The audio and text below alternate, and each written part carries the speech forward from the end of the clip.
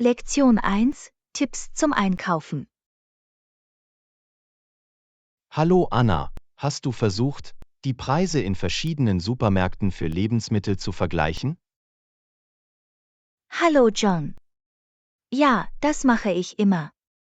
Es ist eine großartige Möglichkeit, Geld zu sparen. Unbedingt. Welcher Supermarkt hat Ihrer Meinung nach die besten Preise? Nun, das hängt vom Artikel ab. Für frische Produkte gehe ich normalerweise auf den örtlichen Bauernmarkt. A. Gute Idee. Was ist mit Grundnahrungsmitteln wie Reis oder Nudeln? Ich habe festgestellt, dass Discounter dafür oft niedrigere Preise haben. Interessant. Ich muss sie mir ansehen. Was ist mit Fleisch und Meeresfrüchten? Normalerweise gehe ich in eine Metzgerei für Fleisch und auf einen Fischmarkt für Meeresfrüchte. Sie haben tendenziell eine bessere Qualität und bessere Preise. Das ist gut zu wissen. Das behalte ich im Hinterkopf. Irgendwelche anderen Tipps für den Lebensmitteleinkauf? Vergessen Sie nicht, die Stückpreise zu vergleichen. Manchmal ist ein größeres Paket tatsächlich kostengünstiger. Ah, ich verstehe. Das ist ein nützlicher Tipp. Danke fürs Teilen. Lektion 2: Reise- und Übernachtungsmöglichkeiten. Hallo Anna, hast du darüber nachgedacht, auf Reisen in Hotels oder Hostels zu übernachten? Hallo John. Ja, ich habe beide Optionen ausprobiert. Das hängt wirklich von der Reise und meinem Budget ab. Ich verstehe. Was findest du praktisch an einem Aufenthalt in Hotels? Hotels bieten in der Regel mehr Annehmlichkeiten wie Zimmerservice und ein Fitnessstudio. Es ist großartig für einen komfortablen Aufenthalt. Das klingt nett. Wie steht's mit den Kosten? Sind Hotels generell teurer? Ja, Hotels können teuer sein, besonders in beliebten Touristenzielen. Aber manchmal finden Sie gute Angebote online. Das ist gut zu wissen. Was ist mit Hostels? Sind sie auch eine gute Option? Unbedingt. Hostels sind ideal für preisbewusste Reisende. Sie bieten Zimmer im Stil von Gemeinschaftsschlafsälen und Gemeinschaftsbereiche, in denen Sie Kontakte knüpfen können. Interessant. Gibt es irgendwelche Nachteile, wenn man in Hostels übernachtet? Nun, möglicherweise müssen Sie sich ein Zimmer mit Fremden teilen, und die Einrichtungen sind möglicherweise nicht so luxuriös wie in Hotels. Ich verstehe. Es ist ein Kompromiss zwischen Kosten und Komfort. Gibt es noch andere Unterkunftsmöglichkeiten? Ja, es gibt auch Ferienwohnungen wie Wohnungen oder Häuser. Sie können eine gute Wahl für größere Gruppen oder längere Aufenthalte sein. Das ist ein gutes Argument. Das werde ich bei meiner nächsten Reise in Betracht ziehen. Danke für die Information. Lektion 3: Essentials für den Strand. Hallo Anna, hast du diese Sonnenschirme und Stühle gesehen? Sie klingen perfekt für den Strand. Wo können wir sie finden? Hallo John. Ja, sie eignen sich hervorragend, um Schatten und Entspannung zu spenden. Sie finden sie in Verleihgeschäften für Strandausrüstung. Das ist praktisch. Können sie normalerweise an den meisten Stränden gemietet werden? Ja, an vielen beliebten Stränden gibt es einen Verleih in der Nähe. Sie bieten normalerweise Sonnenschirme, Stühle und sogar Strandtücher an. Das ist gut zu wissen. Was ist mit den Preisen? Sind sie erschwinglich? Die Preise variieren je nach Standort und Dauer der Vermietung. Erkundigen Sie sich am besten beim Verleih nach bestimmten Tarifen. Ich verstehe. Es lohnt sich für einen gemütlichen Tag am Strand. Welche anderen Strandutensilien sollten wir berücksichtigen? Sonnencreme nicht vergessen. Es ist wichtig, Ihre Haut vor den schädlichen Sonnenstrahlen zu schützen. Sie finden es in jedem Supermarkt oder in jeder Apotheke. Unbedingt. Sonnencreme ist ein Muss. Sollten wir sonst noch etwas mitbringen? Es ist eine gute Idee, ein Strandtuch, einen Hut und eine Sonnenbrille mitzubringen, um zusätzlichen Komfort und Sonnenschutz zu bieten. Tolle Vorschläge. Ich werde dafür sorgen, dass ich die einpacke. Danke. Lektion 4: Sicherheit priorisieren. Hallo Anna, wenn es um Sicherheit geht, sollte es nicht auf die leichte Schulter genommen werden. Absolut, Vorsicht ist besser als Nachsicht. Hallo John. Ich könnte nicht mehr zustimmen. Sicherheit sollte immer oberste Priorität haben, unabhängig von der Situation.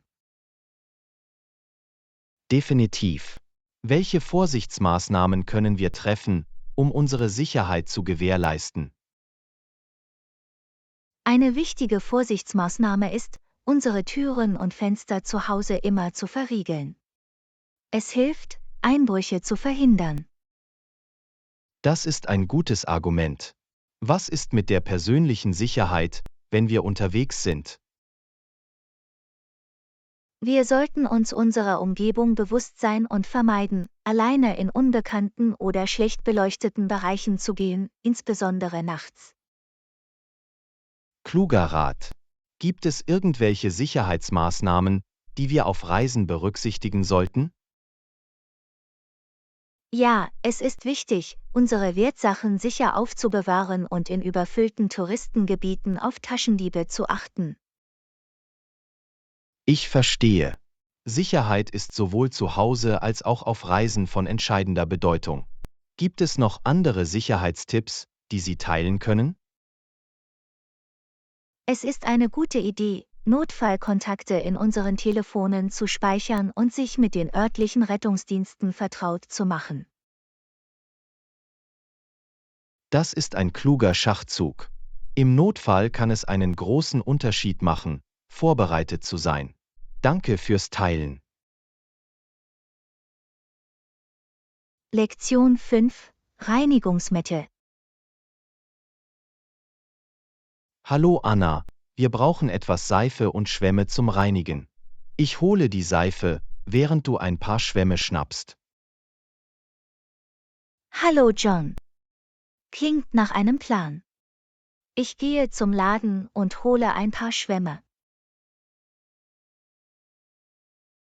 Großartig. Ich sorge dafür, dass wir genug Seife für die anstehenden Reinigungsarbeiten haben.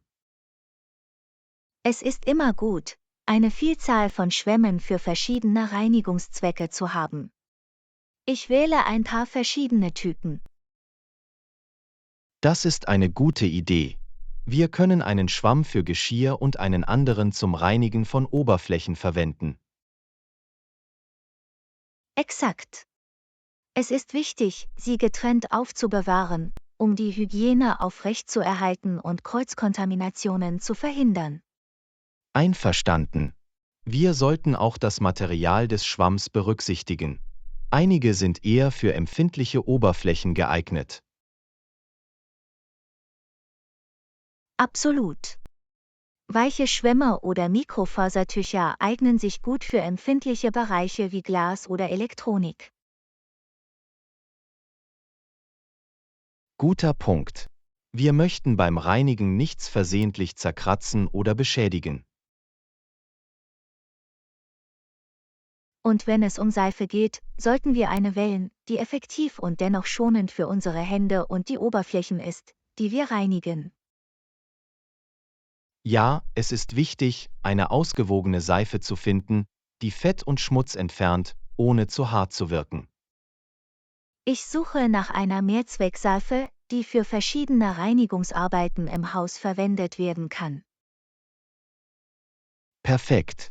Treffen wir uns wieder zu Hause und beginnen unsere Reinigungssitzung mit unseren neuen Utensilien.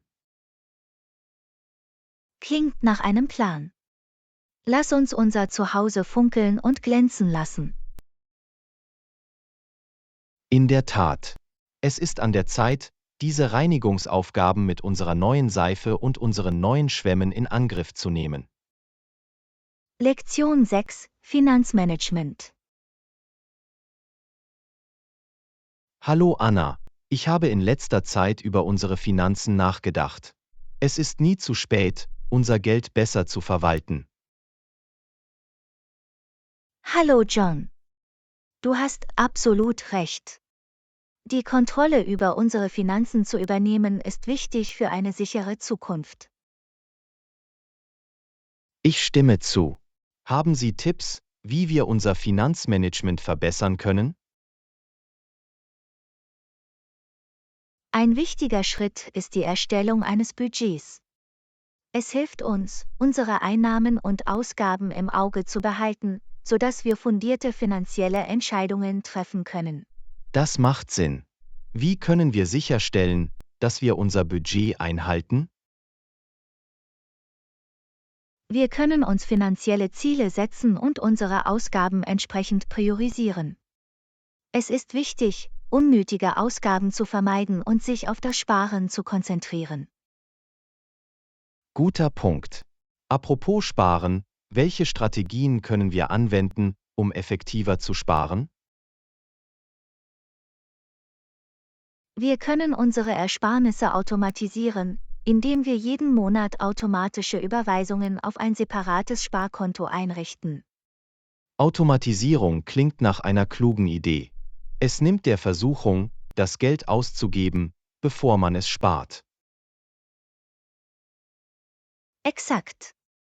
Eine andere Strategie besteht darin, nicht unbedingt notwendige Ausgaben zu reduzieren. Kleine Änderungen können im Laufe der Zeit zu erheblichen Einsparungen führen. Das werde ich im Hinterkopf behalten. Gibt es noch andere Aspekte des Finanzmanagements, die wir berücksichtigen sollten? Es ist wichtig, über persönliche Finanzen auf dem Laufenden zu bleiben. Das Lesen von Büchern oder Artikeln, die Teilnahme an Workshops oder die Beratung mit Finanzberatern können uns helfen, bessere finanzielle Entscheidungen zu treffen. Das ist ein guter Rat. Finanzielle Bildung ist entscheidend für langfristigen Erfolg. Ich bin motiviert, unsere Finanzen besser zu kontrollieren. Ich freue mich, das zu hören. Viel Glück auf Ihrem Weg zum Finanzmanagement. Ich danke dir. Lassen Sie uns zusammenarbeiten, um unsere finanziellen Ziele zu erreichen und eine bessere Zukunft zu sichern. Lektion 7: Sonnenschutz. Hallo Anna, heute ist ein sonniger Tag. Das ist schlau, normalerweise bringe ich einen Regenschirm mit, um etwas mehr Schatten zu spenden. Hallo John. Das ist eine kluge Idee. Sonnenschutz ist wichtig, um Sonnenbrand und langfristigen Hautschäden vorzubeugen. Absolut. Auf welche anderen Arten können wir uns vor den schädlichen Sonnenstrahlen schützen?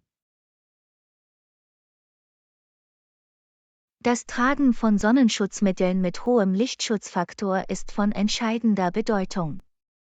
Es hilft, unsere Haut vor schädlicher UV-Strahlung zu schützen.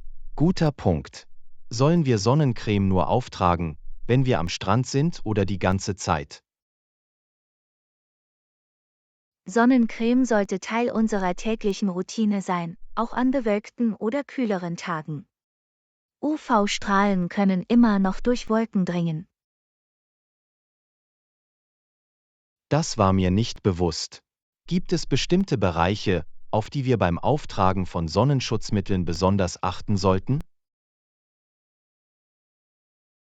Wir sollten daran denken, Sonnenschutzmittel auf oft übersehene Bereiche wie Ohren, Hals und Handrücken aufzutragen. Das werde ich im Hinterkopf behalten. Was ist mit Schutzkleidung? Spielt sie eine Rolle beim Sonnenschutz? Absolut. Das Tragen von Hüten mit breiter Krempe, Sonnenbrillen mit UV-Schutz und leichter, langärmeliger Kleidung kann zusätzlichen Schutz bieten. Das ist gut zu wissen. Ich werde sicherstellen, dass diese Artikel in meine Sommergarderobe aufgenommen werden. Es ist toll, proaktiv mit Sonnenschutz umzugehen. Es hilft, das Risiko von Hautschäden und Hautkrebs zu reduzieren. Ich könnte nicht mehr zustimmen. Der Schutz unserer Haut sollte Priorität haben. Vielen Dank, dass Sie diese Tipps zum Sonnenschutz geteilt haben. Lektion 8: Fitnessroutine. Hallo Anna, wie lange rennst du? Normalerweise laufe ich jedes Mal etwa 30 Minuten. Hallo John. Das ist großartig. Laufen ist eine hervorragende Möglichkeit, die kardiovaskuläre Fitness zu verbessern. Normalerweise strebe ich eine ähnliche Dauer an. Das ist beeindruckend. An wie vielen Tagen in der Woche nimmst du Laufen in deine Fitnessroutine auf? Ich versuche, 3 bis 4 Mal pro Woche zu laufen, um die Konstanz aufrechtzuerhalten und eine angemessene Ruhe und Erholung zu ermöglichen. Konsistenz ist der Schlüssel. Ich habe darüber nachgedacht, meinen Workouts etwas Abwechslung zu verleihen. Irgendwelche Vorschläge? Cross-Training ist eine großartige Möglichkeit, Dinge durcheinander zu bringen. Sie können Aktivitäten wie Radfahren, Schwimmen oder Krafttraining an wechselnden Tagen ausprobieren. Die klingen nach lustigen Alternativen. Was sind die Vorteile von Cross-Training? Cross-Training hilft dabei, verschiedene Muskelgruppen zu trainieren, beugt Verletzungen durch Überbeanspruchung vor und verbessert die allgemeine Fitness und Kraft. Ich sehe den Wert darin. Wie bleiben Sie motiviert, sich an Ihre Fitnessroutine zu halten? Das Setzen bestimmter Ziele und das Verfolgen von Fortschritten kann motivierend sein. Es ist auch hilfreich, einen Trainingspartner zu finden oder an Gruppenfitnesskursen teilzunehmen. Guter Punkt. Ein Unterstützungssystem kann das Training angenehmer machen. Hast du noch andere Fitnesstipps? Es ist wichtig, auf Ihren Körper zu hören und Ruhetagen Priorität einzuräumen. Ausreichend Schlaf zu bekommen und hydratisiert zu bleiben, sind ebenfalls entscheidend für die Erholung. Ich werde diese Tipps im Hinterkopf behalten. Vielen Dank, dass Sie Ihre Erkenntnisse geteilt haben. Ich freue mich darauf, meine Fitnessroutine zu verbessern. Lektion 9: Finanzstabilität. Hallo Anna, ich habe über langfristige Strategien wie Sparen und Budgetieren nachgedacht. Sie können die finanzielle Stabilität gewährleisten. Hallo John. Du hast absolut recht. Die Umsetzung dieser Strategien ist entscheidend für eine sichere Zukunft und Seelenfrieden. Ich stimme zu. Welche Tipps haben Sie, um effektiv Geld zu sparen? Ein Tipp ist, Ihre Ersparnisse zu automatisieren, indem Sie jeden Monat automatische Überweisungen auf ein separates Konto einrichten. Automatisierung klingt praktisch. Es nimmt der Versuchung, das Geld auszugeben, bevor man es spart. Exakt. Ein weiterer Tipp ist, nicht unbedingt notwendige Ausgaben zu reduzieren. Kleine Änderungen können im Laufe der Zeit zu erheblichen Einsparungen führen. Das macht Sinn. Wie können wir ein Budget erstellen, um unsere Einnahmen und Ausgaben nachzuverfolgen?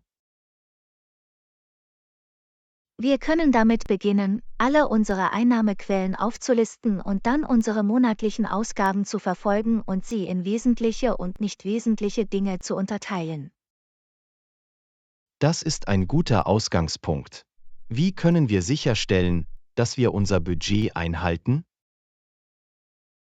Es ist wichtig, finanzielle Ziele zu setzen und unsere Ausgaben entsprechend zu priorisieren. Es kann helfen, unnötige Ausgaben zu vermeiden und sich auf das Sparen zu konzentrieren. Das werde ich im Hinterkopf behalten. Gibt es noch andere Strategien, die wir für die Finanzstabilität in Betracht ziehen sollten? Es ist wichtig, über persönliche Finanzen auf dem Laufenden zu bleiben. Das Lesen von Büchern oder Artikeln, die Teilnahme an Workshops oder die Beratung mit Finanzberatern können uns helfen, bessere Entscheidungen zu treffen. Das ist ein guter Rat. Finanzielle Bildung ist der Schlüssel zum langfristigen Erfolg. Ich bin motiviert, die Kontrolle über unsere Finanzen zu übernehmen. Ich freue mich, das zu hören. Lassen Sie uns zusammenarbeiten, um finanzielle Stabilität und eine bessere Zukunft zu erreichen. Ich danke dir. Auf intelligente Finanzstrategien, die den Weg für ein sichereres und erfolgreicheres Leben ebnen. Lektion 10: Vorteile der Kompostierung. Hallo Anna, hast du versucht, Lebensmittelabfälle zu kompostieren? Ich habe gehört, dass es mehrere Umweltvorteile hat. Hallo John. Noch nicht, aber ich habe vor anzufangen. Kompostierung kann den Abfall erheblich reduzieren und dem Boden in unseren Gärten zugutekommen. Das klingt interessant. Wie funktioniert Kompostierung genau? Bei der Kompostierung werden organische Abfälle wie Fruchtschalen, Gemüsereste und Kaffeesatz gesammelt und auf natürliche Weise zersetzt.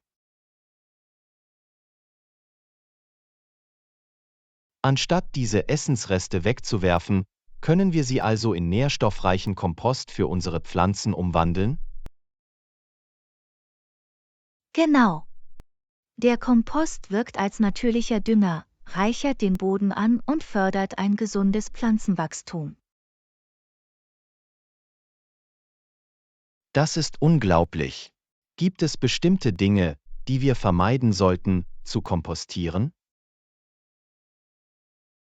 Ja, es ist am besten, das Hinzufügen von Fleisch, Milchprodukten und fettigen Lebensmitteln zum Komposthaufen zu vermeiden, da diese Schädlinge anlocken können. Das werde ich im Hinterkopf behalten. Benötigt die Kompostierung viel Platz oder spezielle Ausrüstung? Nicht unbedingt. Sie können mit einem kleinen Kompostbehälter in Ihrem Garten beginnen oder sogar ein Kompostierungssystem verwenden, das für Wohnungen oder kleine Räume entwickelt wurde. Das ist praktisch. Gibt es Tipps zur Erhaltung eines gesunden Komposthaufens? Es ist wichtig, die grünen Materialien, wie Essensreste, mit braunen Materialien, wie trockene Blätter oder geschreddertes Papier, abzuwägen, um eine korrekte Zersetzung zu gewährleisten. Ich verstehe. Wie lange dauert es, bis der Kompostierungsprozess abgeschlossen ist? Es kann zwischen einigen Monaten und einem Jahr dauern, abhängig von Faktoren wie Temperatur, Feuchtigkeit und Größe des Komposthaufens. Geduld ist also der Schlüssel. Ich freue mich darauf, mit der Kompostierung zu beginnen und zu einer grüneren Umwelt beizutragen. Das ist wunderbar.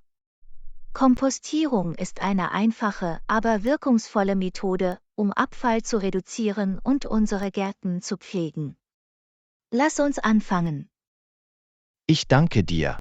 Wir freuen uns auf die Kompostierung und darauf, etwas Positives für unseren Planeten zu bewirken. Lektion 11: Ein Belohnungssystem erstellen. Hallo Anna, hast du jemals darüber nachgedacht, ein Belohnungssystem einzurichten, um motiviert zu bleiben und deine Ziele zu erreichen? Hallo John. Ja, ich glaube, ein Belohnungssystem kann eine großartige Möglichkeit sein, uns selbst zu motivieren. Hast du es versucht? Noch nicht, aber ich denke darüber nach. Auf welche Weise können wir ein Belohnungssystem implementieren? Eine Idee ist, Meilensteine für unsere Ziele zu setzen und uns selbst zu belohnen, wenn wir sie erreichen. Es könnte etwas Kleines, aber Lustiges sein. Das klingt nach einem guten Ansatz. Was sind einige Beispiele für Belohnungen, die wir uns selbst geben können? Es könnte sein, dass wir uns ein Lieblingsessen gönnen, ein neues Buch oder Gadget kaufen oder sogar einen Wochenendausflug als größere Belohnung planen. Das klingt nach großartigen Anreizen. Wie können wir sicherstellen, dass unser Belohnungssystem effektiv ist? Es ist wichtig, Belohnungen zu wählen, die uns wirklich motivieren und unseren Werten und Interessen entsprechen. Es ist wichtig, das System an unsere Präferenzen anzupassen. Anpassung ist sinnvoll. Sollten wir spezielle Regeln oder Richtlinien für das Verdienen von Prämien festlegen?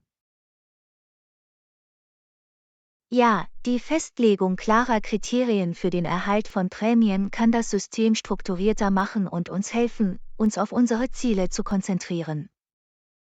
Ich sehe den Wert darin. Wie oft sollten wir uns selbst belohnen? Das hängt von der Art unserer Ziele und Meilensteine ab. Kleine Belohnungen können häufiger vergeben werden, während größere Belohnungen für größere Erfolge reserviert werden können. Das ist ein guter Ansatz. Gibt es potenzielle Nachteile, die bei einem Belohnungssystem zu beachten sind? Wenn wir uns zu sehr auf die Belohnungen konzentrieren, verlieren wir manchmal den inneren Wert unserer Ziele aus den Augen. Es ist wichtig, ein Gleichgewicht zu finden. Ausgewogenheit ist in der Tat entscheidend. Ich freue mich darauf, ein Belohnungssystem einzuführen und meinen Weg zum Erreichen meiner Ziele angenehmer zu gestalten. Das ist großartig. Wenn wir uns dabei selbst belohnen, kann der Prozess unterhaltsamer und erfüllender werden. Auf Ihren Erfolg! Ich danke dir. Wir freuen uns darauf, ein Belohnungssystem einzuführen und dabei unsere Erfolge zu feiern.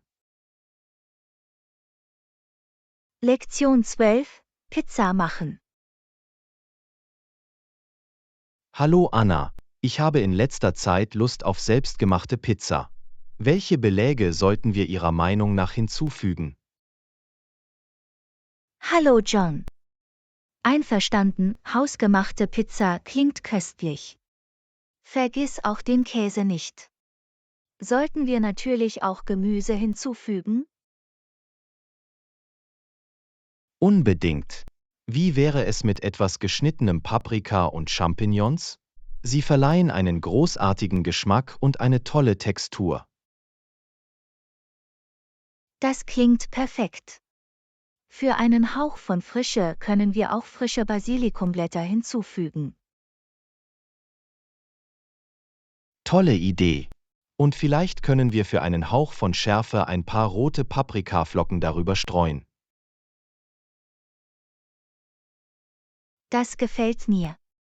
Sollen wir den Pizzateig von Grund auf neu machen oder vorgefertigten Teig kaufen? Versuchen wir, den Teig selbst zuzubereiten. Es wird ein unterhaltsamer und befriedigender Prozess sein. Ich bin bereit für die Herausforderung. Haben wir alle Zutaten für den Teig, wie Mehl und Hefe? Ja, Das tun wir. Wir benötigen außerdem warmes Wasser und eine Prise Salz, um das Teigrezept zu vervollständigen. Wunderbar. Sobald der Teig fertig ist, können wir ihn ausrollen und zu einer runden Pizzakruste formen. Und dann können wir eine Schicht Tomatensauce auf der Kruste verteilen, bevor wir unsere Toppings hinzufügen. Perfekt.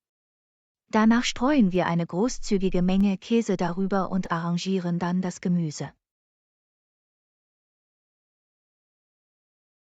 Klingt schon köstlich. Zum Schluss backen wir die Pizza im Ofen, bis die Kruste goldbraun und der Käse geschmolzen ist. Ich kann es kaum erwarten, unsere hausgemachte Pizza zu genießen. Es wird ein leckerer Leckerbissen. Das wird es sicher sein. Lass uns anfangen, den Teig zu machen. Ich sammle die Zutaten und du kannst den Ofen vorheizen. Klingt nach einem Plan. Lass uns eine köstliche Pizza machen, die wir beide genießen werden. Absolut. Auf ein lustiges und schmackhaftes Abenteuer beim Pizzabacken. Lektion 13: Natürliche Hautpflege. Hey, hast du jemals darüber nachgedacht, natürliche Hautpflegeprodukte zu verwenden? Ich habe gehört, dass sie für unsere Haut von Vorteil sein können. Hallo John. Ja, ich verwende seit einiger Zeit natürliche Produkte. Sie können schonender zur Haut sein und sind frei von schädlichen Chemikalien. Das ist interessant. Was sind einige Beispiele für natürliche Hautpflegeprodukte, die wir in unsere Routine integrieren können? Es gibt viele Möglichkeiten. Wir können natürliche Öle wie Kokosnussöl oder Jojobal als Feuchtigkeitsspender und Aloe Vera Gel zur Beruhigung der Haut verwenden. Das klingt nach einfachen, aber effektiven Entscheidungen. Was ist mit Reinigungsmitteln und Peelings? Wir können uns für Reinigungsmittel entscheiden, die aus natürlichen Inhaltsstoffen wie Teebaumöl oder Kamillenextrakt hergestellt werden. Zum Peeling eignet sich ein hausgemachtes Peeling mit Zucker oder Kaffeesatz gut. Ich verstehe. Gibt es natürliche Heilmittel für bestimmte Hautprobleme wie Akne oder Trockenheit? Definitiv. Teebaumöl hat antibakterielle Eigenschaften, die bei Akne helfen können. Honig und Avocado eignen sich hervorragend, um trockene Haut mit Feuchtigkeit zu versorgen. Ich werde die im Hinterkopf behalten. Sind natürliche Hautpflegeprodukte leicht zugänglich? Ja, viele Marken bieten natürliche und biologische Optionen an, und wir können auch unsere eigenen DY-Produkte mit Zutaten aus unserer Küche herstellen. Das ist praktisch. Gibt es irgendwelche Vorsichtsmaßnahmen, die wir bei der Verwendung natürlicher Hautpflegeprodukte treffen sollten? Es ist immer eine gute Idee, neue Produkte mit einem Patch zu testen, um sie auf allergische Reaktionen zu überprüfen. Beachten Sie auch die Verfallsdaten für hausgemachte Produkte. Gut zu wissen.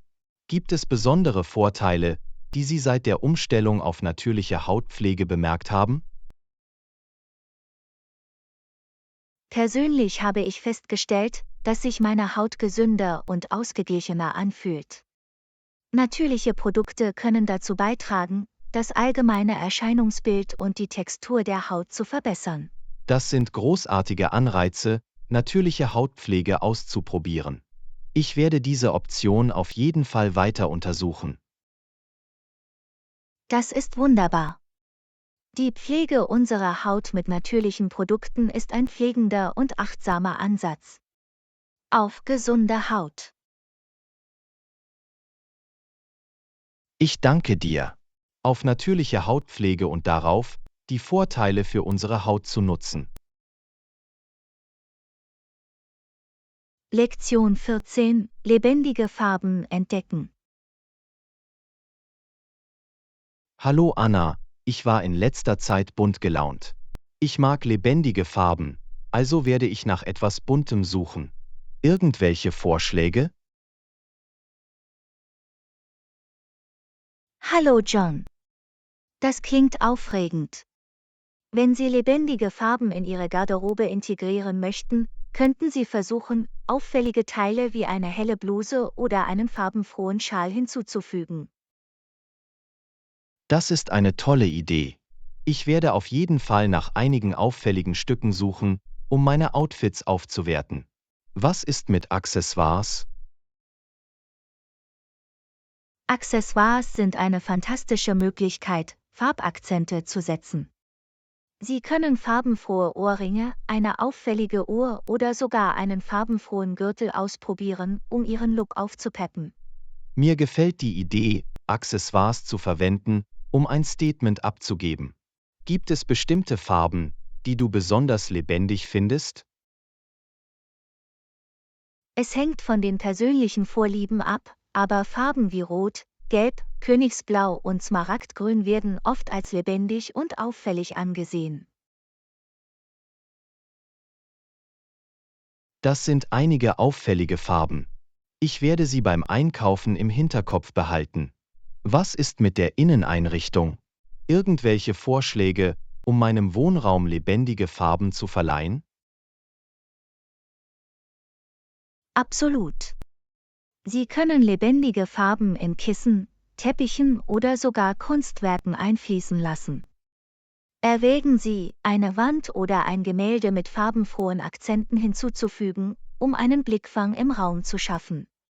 Das ist eine großartige Möglichkeit, Energie in meinen Lebensraum zu bringen. Ich werde verschiedene Möglichkeiten erkunden, um meinem Zuhause lebendige Farben zu verleihen. Irgendwelche anderen Ideen? Wenn Sie gerne im Garten arbeiten, können Sie farbenfrohe Blumen, Pflanzen oder lebendige Töpfe hinzufügen, um Ihrem Außenbereich einen Hauch von Farbe zu verleihen. Das ist ein fantastischer Vorschlag. Ich werde daran arbeiten, einen farbenfrohen Garten zum Genießen anzulegen. Lebendige Farben können die Stimmung wirklich heben. Danke. Lektion 15: Online-Shopping. Hallo Anna, hast du schon einmal versucht, online einzukaufen? Ich habe gehört, dass es online etwas günstiger sein kann. Das ist gut zu wissen. Wie steht's mit dir? Hallo John. Ja, ich habe ziemlich viel online eingekauft. Es ist praktisch und bietet eine größere Auswahl an Optionen. Außerdem finden Sie oft bessere Angebote und Rabatte. Das ist toll zu hören. Gibt es bestimmte Websites oder Plattformen, die Sie für Online-Einkäufe empfehlen? Es gibt viele beliebte Online-Marktplätze wie Amazon und eBay, die eine Vielzahl von Produkten anbieten. Darüber hinaus haben viele Marken ihre eigenen Online-Shops mit exklusiven Angeboten. Ich werde mir die ansehen. Gibt es irgendwelche Vorsichtsmaßnahmen, die wir beim Online-Einkauf treffen sollten? Absolut. Es ist wichtig, auf seriösen Websites einzukaufen, um sichere Transaktionen zu gewährleisten und Ihre persönlichen Daten zu schützen. Das Lesen von Kundenrezensionen kann auch dazu beitragen, die Qualität der Produkte einzuschätzen. Das ist ein guter Rat. Wie wäre es mit Rücksendungen und Umtausch? Sind sie beim Online-Einkauf einfach zu bearbeiten? Rückgabe und Umtausch variieren je nach Website oder Geschäftsrichtlinie. Es ist wichtig, dass Sie die Rückgabebedingungen überprüfen, bevor Sie einen Kauf tätigen, um den Vorgang zu verstehen. Das werde ich im Hinterkopf behalten. Gibt es Tipps, um die besten Angebote und Rabatte online zu finden? Definitiv. Wenn Sie sich für Newsletter anmelden oder Marken in sozialen Medien folgen, erhalten Sie Zugriff auf exklusive Werbeaktionen und Gutscheincodes. Vergleichskäufe können Ihnen auch dabei helfen, den besten Preis zu finden. Das ist hilfreich. Ich werde sicherstellen, dass ich diese Strategien anwende. Gibt es noch etwas, das ich über Online-Shopping wissen sollte? Es ist immer eine gute Idee, Produktdetails wie Größentabellen und Spezifikationen zu überprüfen, um sicherzustellen, dass Sie das bekommen, was Sie erwarten. Beachten Sie auch die Versandkosten und Lieferzeiten. Ich werde auf jeden Fall auf diese Details achten. Vielen Dank, dass Sie Ihre Erkenntnisse und Tipps zum Online-Shopping geteilt haben. Lektion 16: Effektive Kommunikation am Arbeitsplatz. Hallo Anna, ich wollte mit dir über die Verbesserung unserer Kommunikationsfähigkeiten bei der Arbeit sprechen. Es ist wichtig, ein gutes Verhältnis zu unseren Kollegen und Vorgesetzten zu haben. Irgendwelche Vorschläge? Hallo John. Absolut, effektive Kommunikation ist entscheidend für ein produktives Arbeitsumfeld. Ein Tipp ist, auf wichtige Diskussionen oder Besprechungen vorbereitet zu sein. Das ist ein gutes Argument. Wenn wir vorbereitet sind, können wir unsere Gedanken klar artikulieren. Wie wäre es mit aktivem Zuhören? Wie können wir das verbessern? Aktives Zuhören bedeutet, dem Sprecher unsere volle Aufmerksamkeit zu schenken und angemessen zu reagieren. Wir können üben, indem wir Augenkontakt halten, relevante Fragen stellen und zusammenfassen, was wir gehört haben. Das werde ich im Hinterkopf behalten. Was ist mit nonverbaler Kommunikation? Wie können wir sicherstellen, dass unsere Körpersprache positiv und ansprechend ist? Nonverbale Hinweise wie Gesichtsausdrücke und Körperhaltung können viel aussagen. Es ist wichtig, eine offene und zugängliche Haltung beizubehalten und auf unsere Gesichtsausdrücke zu achten, um Interesse und Aufmerksamkeit zu zeigen. Das macht Sinn. Ich werde daran arbeiten, meiner nonverbalen Kommunikation mehr Aufmerksamkeit zu schenken. Wie wäre es mit schriftlicher Kommunikation? Irgendwelche Tipps für effektive E-Mails oder Nachrichten? Klares und präzises Schreiben ist unerlässlich. Die Strukturierung unserer E-Mails mit einer richtigen Einleitung, einem angemessenen Text und einem Fazit kann dazu beitragen, unsere Botschaft effektiv zu vermitteln. Das Korrekturlesen von Grammatik und Ich Rechtschreibfehlern werde der ist ebenfalls Struktur und wichtig. Klarheit meiner schriftlichen Kommunikation mehr Aufmerksamkeit schenken. Gibt es irgendwelche Herausforderungen, mit denen wir bei der Kommunikation am Arbeitsplatz konfrontiert sein könnten? Aufgrund unterschiedlicher Kommunikationsstile und kultureller Hintergründe kann es zu Missverständnissen kommen. Es ist wichtig, geduldig zu sein, bei Bedarf um Klärung zu bitten und offen für unterschiedliche Sichtweisen zu sein. Das werde ich im Hinterkopf behalten. Effektive Kommunikation ist ein kontinuierlicher Lernprozess. Vielen Dank, dass Sie diese wertvollen Erkenntnisse geteilt haben. Lektion 17: Thailand erkunden. Hallo Anna, ich habe tolle Dinge über Thailand gehört. Wie ist das Wetter dort? Ich bin neugierig, es zu erfahren. Hallo John. Thailand hat ein tropisches Klima, daher ist es das ganze Jahr über warm und feucht. Je nach Region und Jahreszeit, die Sie besuchen, gibt es jedoch Unterschiede. Das ist interessant. Gibt es in Thailand bestimmte Jahreszeiten oder ist es meistens das ganze Jahr über die gleichen? Thailand hat 3 Hauptsaisonen, die heiße Jahreszeit, die Regenzeit und die kühle Jahreszeit. Die heiße Jahreszeit dauert von März bis Mai, die Regenzeit von Juni bis Oktober und die kühle Jahreszeit von November bis Februar. Es ist gut, die verschiedenen Jahreszeiten zu kennen. Was kann ich in der heißen Jahreszeit in Bezug auf Temperatur- und Wetterbedingungen erwarten? Während der heißen Jahreszeit können die Temperaturen etwa 35 bis 40 Grad Celsius, 95 bis 104 Grad Fahrenheit, erreichen. Es ist im Allgemeinen sonnig mit gelegentlichen Gewittern oder kurzen Schauern. Das klingt ziemlich heiß. Wie wäre es mit der Regenzeit? Regnet es den ganzen Tag über ständig?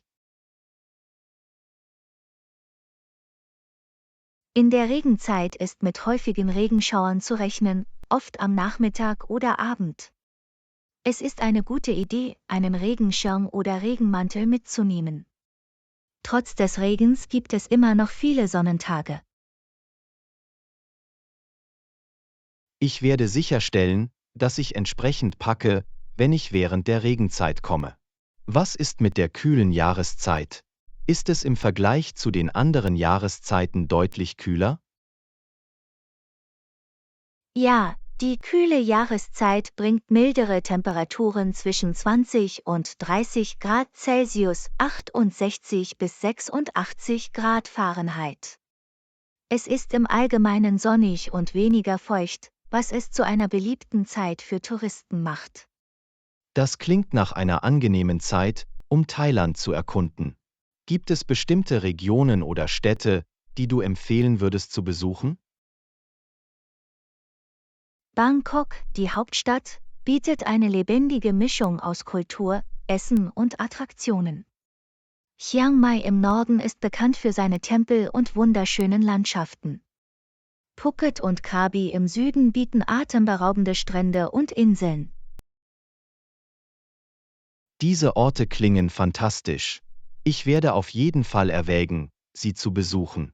Vielen Dank, dass Sie uns Einblicke in das Wetter und die Sehenswürdigkeiten Thailands gegeben haben. Lektion 18: Reiseutensilien. Hallo Anna, ich brauche ein paar Tipps zum Reisen. Kann ich Flüssigkeiten oder scharfe Gegenstände in mein Handgepäck mitnehmen? Hallo John. Wenn es um Flüssigkeiten geht, dürfen Sie kleine Behälter mit Flüssigkeiten, Gelen und Aerosolen in Ihrem Handgepäck mitnehmen. Jeder Behälter sollte jedoch 100 Milliliter, 3,4 Unzen, nicht überschreiten, und alle Behälter müssen in eine durchsichtige, wiederverschließbare Plastiktüte passen. Das ist gut zu wissen. Was ist mit scharfen Gegenständen wie Scheren oder Taschenmessern? Im Allgemeinen sind scharfe Gegenstände wie Scheren mit Klingen, die kürzer als 6 cm, 2,36 Zoll, sind, und Taschenmesser mit Klingen, die kürzer als 6 cm, 2,36 Zoll, sind, im aufgegebenen Gepäck erlaubt, jedoch nicht im Handgepäck. Es ist wichtig, die spezifischen Richtlinien der Fluggesellschaft Ich zu werde darauf überprüfen. achten, scharfe Gegenstände in mein aufgegebenes Gepäck zu packen, um Probleme zu vermeiden. Kann ich meine Bordkarte online erhalten oder muss ich sie am Check-in-Schalter abholen? Viele Fluggesellschaften bieten Online-Check-in-Services an, bei denen Sie Ihre Bordkarte elektronisch erhalten können. Sie können es entweder zu Hause ausdrucken oder eine Mobile-Bordkarte auf Ihrem Smartphone verwenden. Das ist praktisch und spart Zeit am Flughafen. Das ist großartig. Ich bevorzuge den Komfort des Online-Check-ins. Gibt es Einschränkungen in Bezug auf Größe und Gewicht von Handgepäck? Fluggesellschaften haben spezielle Vorschriften in Bezug auf Größe und Gewicht von Handgepäck. Es wird generell empfohlen, auf der Website der Fluggesellschaft nach den genauesten Informationen zu suchen. Als allgemeine Richtlinie gilt, dass Handgepäck in das Gepäckfach oder unter den Vordersitz passt. Ich werde die Richtlinien der Fluggesellschaft überprüfen, um Probleme mit meinem Handgepäck zu vermeiden. Was ist mit verbotenen Gegenständen? Gibt es übliche Gegenstände, die ich nicht einpacken sollte? Ja, es gibt bestimmte Gegenstände, die weder im Handgepäck noch im aufgegebenen Gepäck erlaubt sind. Dazu gehören brennbare Materialien, Sprengstoffe, Schusswaffen und bestimmte Chemikalien. Es ist wichtig, die von der Fluggesellschaft oder den zuständigen Behörden bereitgestellte Liste der verbotenen Gegenstände zu überprüfen. Ich werde auf jeden Fall die Liste der verbotenen Gegenstände durchgehen, um sicherzustellen, dass ich nichts einpacke, was nicht erlaubt ist. Danke für deine Hilfe. Lektion 19: Es umsetzbar machen. Hallo Anna, ich habe darüber nachgedacht, mir Ziele zu setzen, aber manchmal fühlt es sich überwältigend an. Irgendwelche Tipps, um es umsetzbarer und weniger subjektiv zu machen? Hallo John. Absolut, das Setzen von umsetzbaren Zielen ist wichtig, um Fortschritte zu erzielen. Eine Möglichkeit besteht darin, Ihre Ziele in kleinere, messbare Aufgaben zu unterteilen. Auf diese Weise können Sie Ihre Fortschritte effektiver verfolgen. Das macht Sinn. Anstatt also ein vages Ziel wie gesünder werden zu haben, sollte ich mich auf bestimmte Maßnahmen konzentrieren? Genau. Statt eines allgemeinen Ziels kannst du dir konkrete Maßnahmen wie 3-mal pro Woche Sport treiben oder jeden Tag eine ausgewogene Mahlzeit zu dir nehmen, setzen. Auf diese Weise haben Sie klare Schritte, die Sie befolgen müssen. Auf diese Weise wird es greifbarer und einfacher nachzuverfolgen. Was ist mit dem subjektiven Aspekt der Zielsetzung? Wie kann ich es weniger subjektiv machen? Ein guter Ansatz besteht darin, Ihre Ziele objektiver zu gestalten, indem Sie Zahlen oder bestimmte Kriterien anhängen.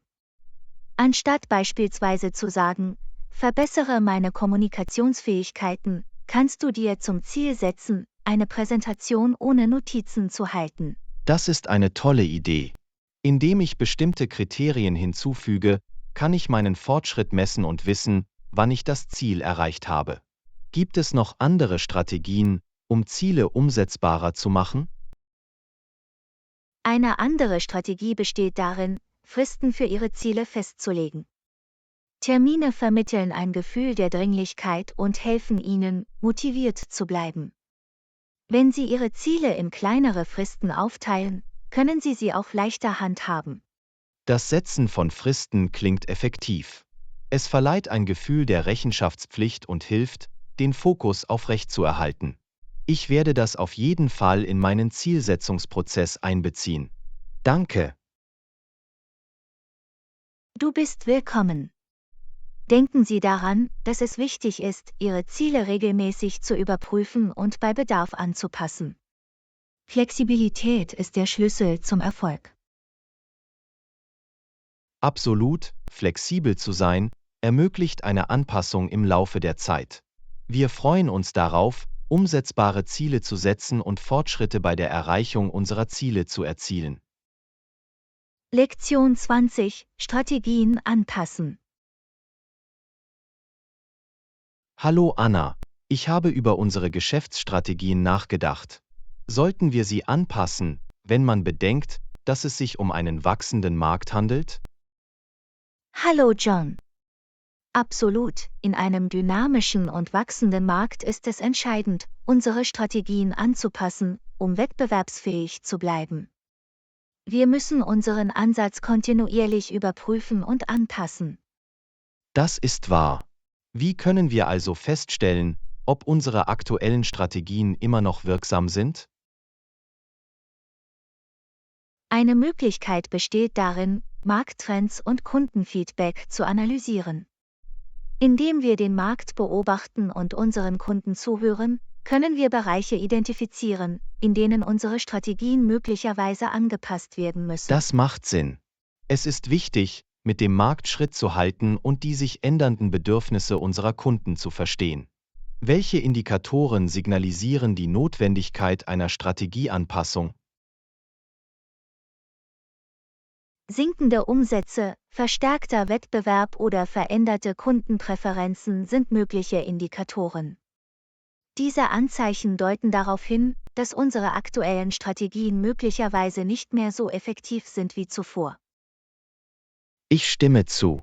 Wir müssen proaktiv sein und auf diese Indikatoren reagieren.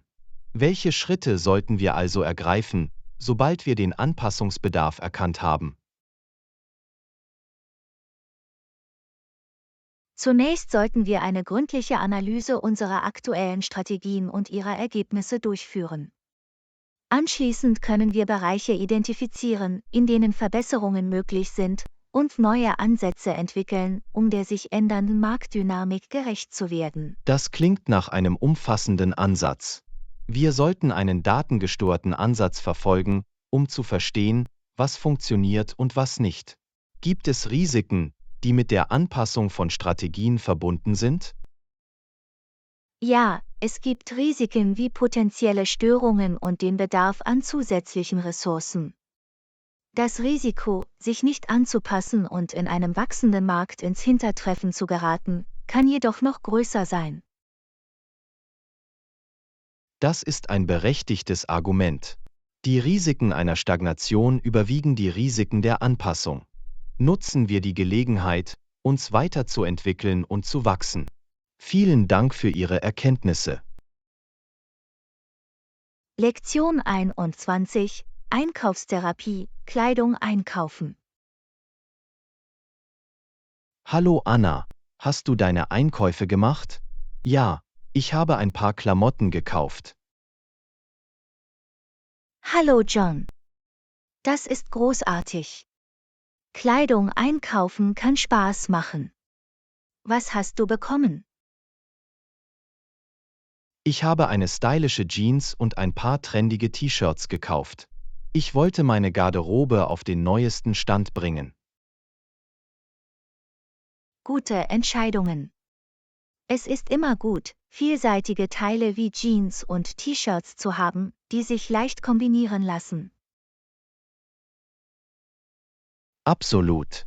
Ich wollte etwas Bequemes und doch Modisches. Hast du etwas Aufregendes gekauft? Ja, ich habe ein wunderschönes Kleid für einen besonderen Anlass und einen kuscheligen Pullover für die kommenden kälteren Monate gefunden. Das klingt wunderbar. Es ist immer schön, eine Mischung aus eleganten und lässigen Artikeln in ihrer Garderobe zu haben. Definitiv. Abwechslung ist das A und O, damit Sie auf unterschiedliche Anlässe und Wetterbedingungen vorbereitet sind. Ich stimme zu. Außerdem ist es wichtig, Kleidung zu haben, mit der Sie sich sicher und wohl fühlen. Absolut.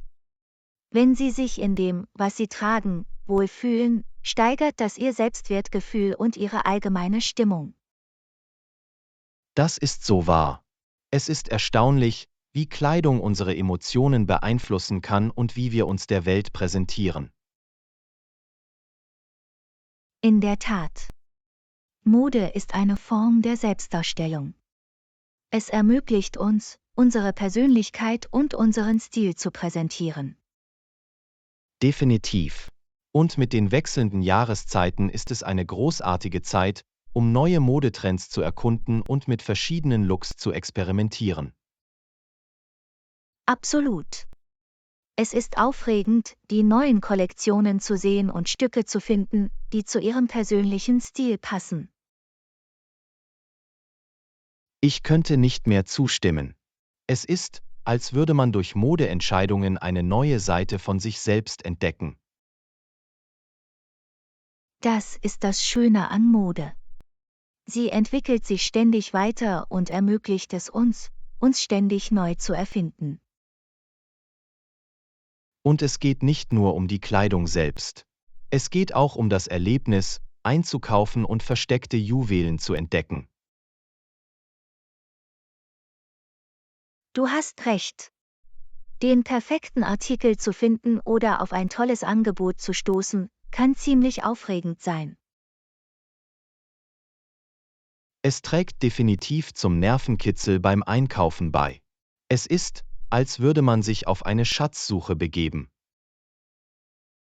Absolut. Also, sind Sie mit Ihren letzten Einkäufen zufrieden? Hast du alles gefunden, was du gesucht hast? Ja, ich bin mit meinen Einkäufen zufrieden. Sie passen gut und passen zu meinem persönlichen Stil. Es war ein gelungener Einkaufsbummel. Das ist fantastisch zu hören. Viel Spaß beim Tragen Ihrer neuen Klamotten und rocken Sie Ihre aktualisierte Garderobe. Ich danke dir. Danke für deine freundlichen Worte. Ich wünsche mir, dass wir uns bei unseren Modeentscheidungen stilvoll und selbstbewusst fühlen.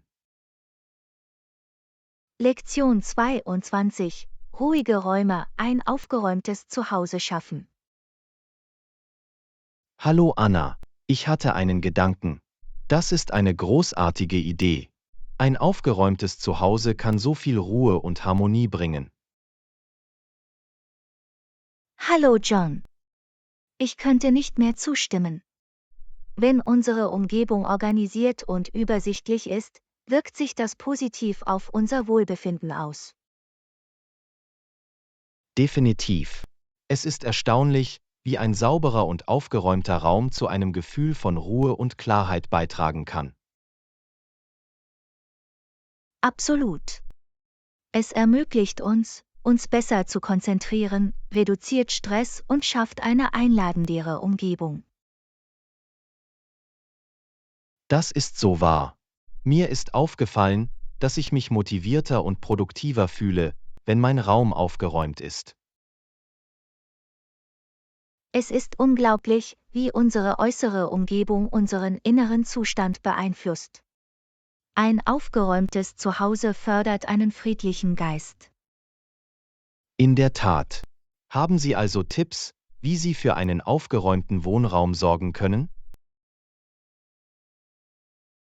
Natürlich. Ein Tipp ist, bestimmte Orte für verschiedene Gegenstände festzulegen, damit alles sein eigenes Zuhause hat. Das ist ein guter Ausgangspunkt. Wenn Sie für jeden Gegenstand einen bestimmten Platz haben, können Sie Dinge leichter finden und verstauen. Exakt. Es macht das Suchen nach Dingen überflüssig und verhindert, dass sich Unordnung ansammelt. Ich sehe den Wert darin. Wie sieht es mit der Organisation von Stauräumen wie Schränken und Schränken aus? Gute Frage. Eine effektive Methode besteht darin, ähnliche Gegenstände zu gruppieren und Lagerfächer oder Etiketten zu verwenden, um die Dinge zu organisieren. Das macht Sinn. Durch die Kategorisierung von Gegenständen und die Verwendung von Aufbewahrungslösungen können Sie den Platz maximieren und die Dinge leicht zugänglich machen. Absolut. Es ist wichtig, das Beste aus Ihren Lagerräumen herauszuholen und sicherzustellen, dass alles seinen Platz hat. Das werde ich im Hinterkopf behalten. Was ist mit Reinigungsroutinen? Irgendwelche Ratschläge zur Pflege eines sauberen Zuhauses? Regelmäßige Reinigungsroutinen können einen großen Unterschied machen. Die Aufteilung von Aufgaben in überschaubare Teile und deren Planung trägt zur Aufrechterhaltung der Sauberkeit bei. Das ist ein praktischer Ansatz. Durch die Verteilung der Reinigungsaufgaben wird es weniger überwältigend und überschaubarer. Exakt. Konsistenz ist der Schlüssel. Wenn Sie bestimmte Zeiten für die Reinigung festlegen, wird dies zur Gewohnheit und nicht zu einer entmutigenden Aufgabe. Ich stimme zu. Es ist einfacher, für ein aufgeräumtes Zuhause zu sorgen, wenn die Reinigung zu einem festen Bestandteil unserer Routine wird. Absolut. Und wenn Sie die ganze Familie in den Reinigungsprozess einbeziehen, kann dies effizienter und angenehmer werden. Das ist eine tolle Idee.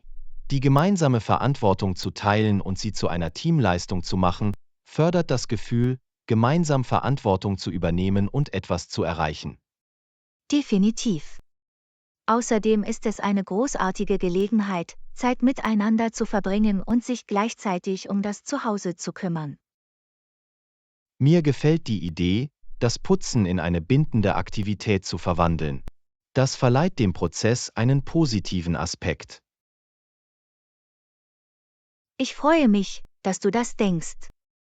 Ein sauberes und organisiertes Zuhause kommt uns nicht nur individuell zugute, sondern schafft auch einen einladenden Raum für Gäste. In der Tat. Es macht einen positiven Eindruck und sorgt dafür, dass sich andere wohl und wohl fühlen. Lektion 23: Lebenslanges Lernen, Kurse erkunden.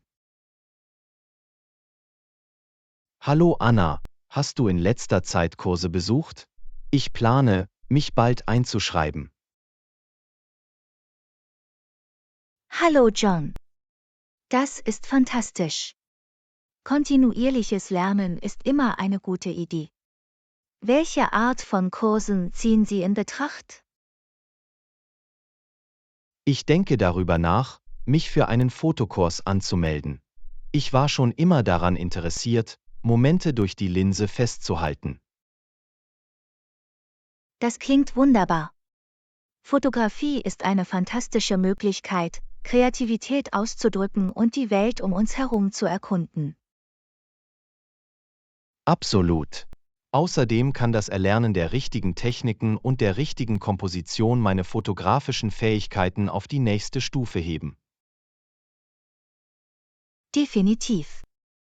Es ist aufregend, Ihre Fähigkeiten zu verbessern und von erfahrenen Ausbildern oder Fachleuten auf diesem Gebiet zu lernen. Ich könnte nicht mehr zustimmen. Also, hast du in letzter Zeit irgendwelche Kurse besucht? Ja, ich habe kürzlich einen Sprachkurs abgeschlossen. Ich wollte meine Konversationsfähigkeiten in einer Fremdsprache auffrischen. Das ist beeindruckend. Das Erlernen einer neuen Sprache öffnet Türen zu verschiedenen Kulturen und erweitert unseren Horizont. In der Tat. Es ist eine lohnende Erfahrung und ermöglicht eine bessere Kommunikation mit Menschen mit unterschiedlichem Hintergrund. Das kann ich mir vorstellen.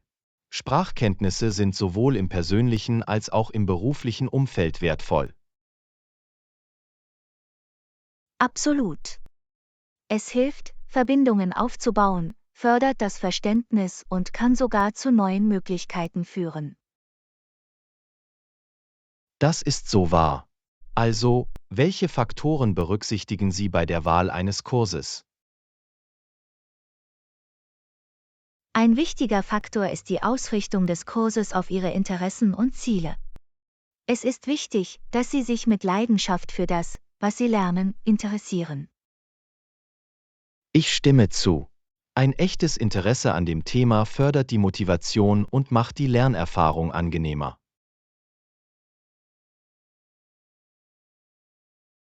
Exakt. Darüber hinaus ist es wichtig, die Kursstruktur, Dauer und Flexibilität zu berücksichtigen, um ihn in Ihren Zeitplan einzupassen. Das macht Sinn. Es ist wichtig, einen Kurs zu finden, der zu Ihrem Lebensstil passt und ein effektives Zeitmanagement ermöglicht. Absolut. Und es ist auch wichtig, den Ruf und die Glaubwürdigkeit des Kursanbieters oder der Institution zu untersuchen.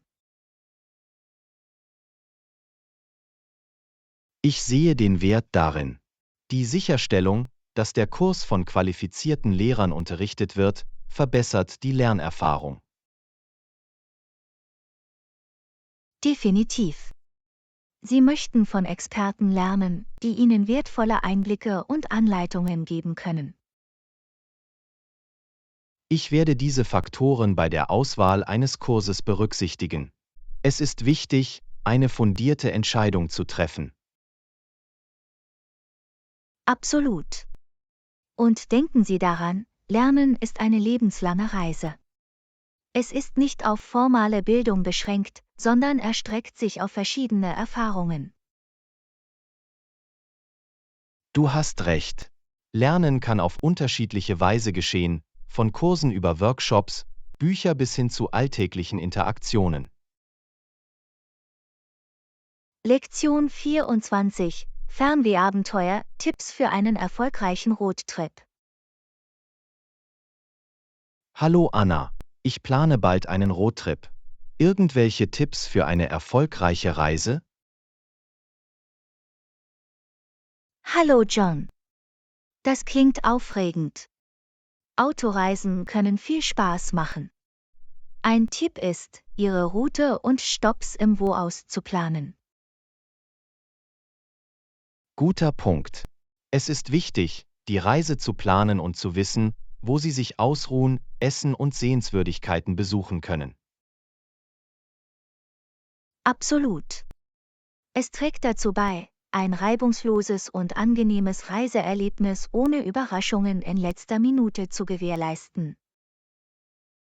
Ich notiere mir das. Was ist mit dem Packen des Nötigsten? Irgendwelche Vorschläge, was Sie mitbringen sollten? Definitiv. Packen Sie wichtige Dinge wie Snacks, Wasser, ein Erste-Hilfe-Set und Notfallvorräte ein.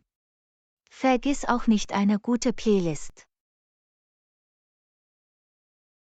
Das ist wichtig. Wenn Sie ausreichend Flüssigkeit zu sich nehmen und ein paar Snacks zur Hand haben, kann dies die Reise komfortabler und bequemer machen. Absolut. Und eine gut kuratierte Playlist trägt zum Roadtrip-Ambiente bei und hält die Stimmung hoch. Ich stimme zu. Musik bestimmt die Stimmung und sorgt für unvergessliche Momente auf dem Weg. Noch weitere Tipps für einen erfolgreichen Roadtrip? Ein weiterer Tipp ist, ein grundlegendes Verständnis der lokalen Verkehrsregeln und Vorschriften der Orte zu haben, durch die Sie fahren werden. Das ist ein gutes Argument. Wenn Sie sich mit den Regeln vertraut machen, ist eine sichere und problemlose Reise gewährleistet. Definitiv. Es ist auch hilfreich, einen Notfallplan für den Fall unvorhergesehener Umstände wie Straßensperrungen oder Umleitungen zu haben. Ich sehe den Wert darin. Wenn Sie auf unerwartete Änderungen der Route vorbereitet sind, können Sie Zeit sparen und Stress minimieren. Absolut.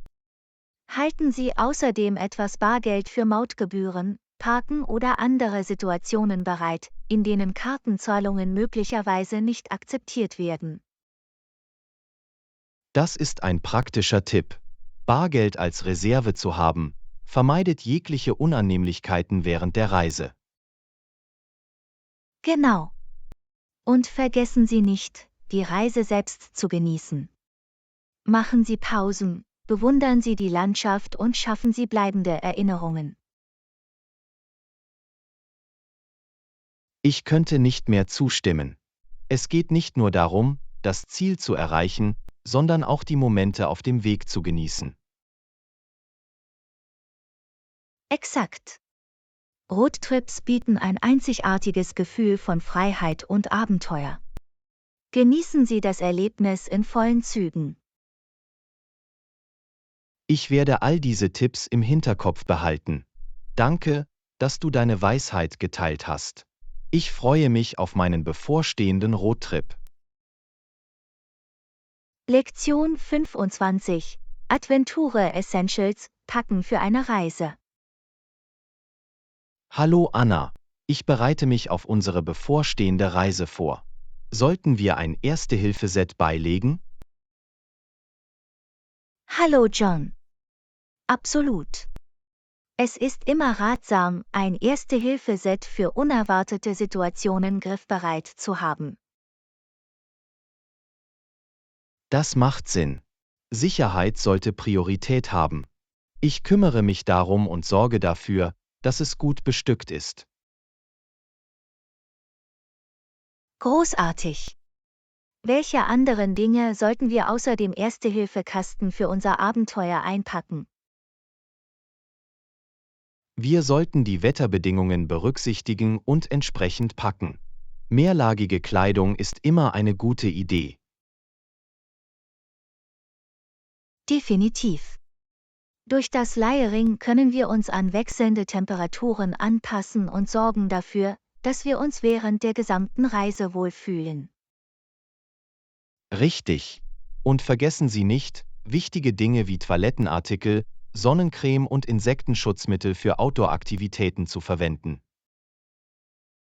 Guter Punkt. Der Schutz unserer Haut vor Sonne und Insekten ist entscheidend für ein angenehmes Erlebnis. Absolut. Außerdem sollten wir vielseitiges und bequemes Schuhwerk für verschiedene Aktivitäten einpacken, denen wir nachgehen könnten. Absolut. Mit den richtigen Schuhen können wir Outdoor-Abenteuer erkunden und genießen, ohne uns unwohl zu fühlen. Ich stimme zu. Und es ist auch eine gute Idee, eine wiederverwendbare Wasserflasche mitzubringen, um auf unserer Reise ausreichend Flüssigkeit zu sich zu nehmen. Definitiv. Es ist wichtig, ausreichend Flüssigkeit zu sich zu nehmen, und eine wiederverwendbare Flasche hilft dabei, den Abfall zu reduzieren. Das ist wahr.